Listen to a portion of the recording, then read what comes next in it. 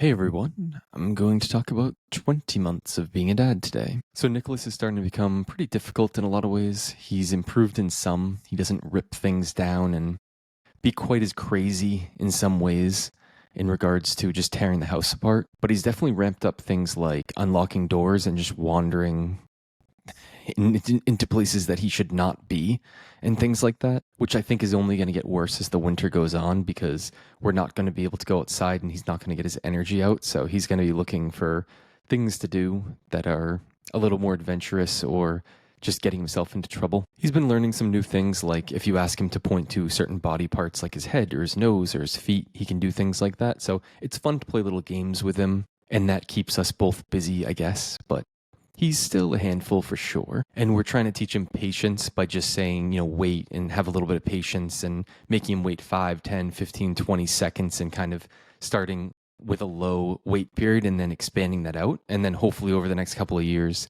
he can get a lot better at waiting for things, maybe minutes and then hours and days and things like that. We're cautiously optimistic that'll work out. But I'm not holding my breath at all either. And that may never change because there's plenty of adults who cannot regulate their emotions or put off instant gratification for almost anything. So maybe waiting even 10 seconds is better than some adults. But we're trying to implement parenting philosophies that are going to change over time. So obviously the first few months is they're completely helpless and you're just trying to do everything for them.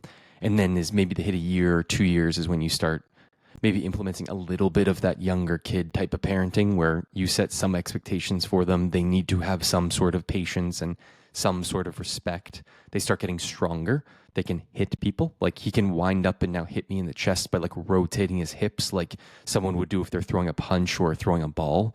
And he started kicking a ball with that same sort of rotation. So now he can kind of, instead of just kicking it along the floor, it's actually like getting some air and going a distance and stuff. And that sort of strength can end up being a problem, obviously. If you're going to throw a somewhat heavy object at someone at a high velocity, you could hurt them. Or if you're going to kind of slap or punch them instead of just with your arm, but actually with your hips and leg power, then, by the time he's, 2 or 3 years old, he may be able to actually hurt someone. So trying to educate him on that, have a little bit of discipline in what he does. If he does hit me, then it's like, okay, kind of hold his arms down, say that's not okay, give me a hug. Then he gives me a hug. He kind of knows that it's like he did something wrong. And he's done a lot less of that since I've implemented that. It seems like the random just kind of hitting and laughing or throwing a ball at someone has decreased significantly for sure. Whether it be throwing something, throwing at someone or just hitting the TV and things like that.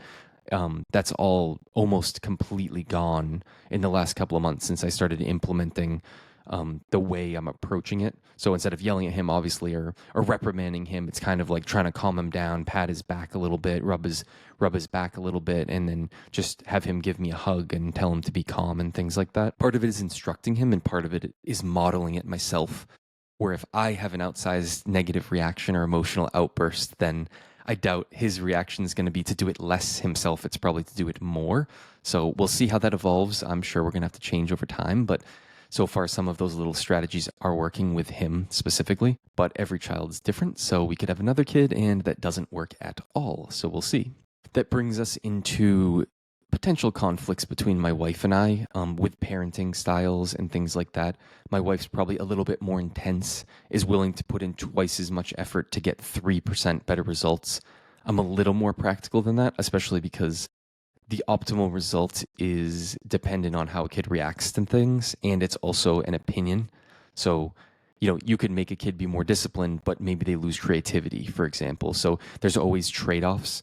So I'm more like we need to keep our own mental sanity as long as we're doing the basic stuff like keeping him safe, feeding him well, and keeping him on a fairly regular sleep schedule and things like that.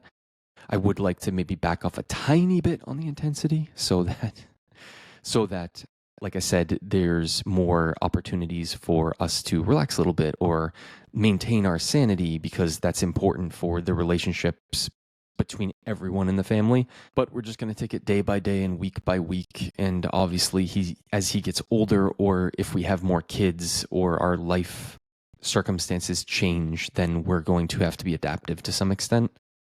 I noticed growing up that a lot of parents did really well at some age level. Like they might have been really good parents for the first 2 or 3 years, but then maybe after that they ended up being overprotective, or people who may have thought that once a kid's like 13, they can just figure out everything for themselves and they're hands off. And those kids ended up going in some bad directions or feeling like their parents kind of abandoned them, even though they're living in the same home. So we'll continue to work on those things and I'll keep you updated. But for now, that's it. So have a great day. Bye.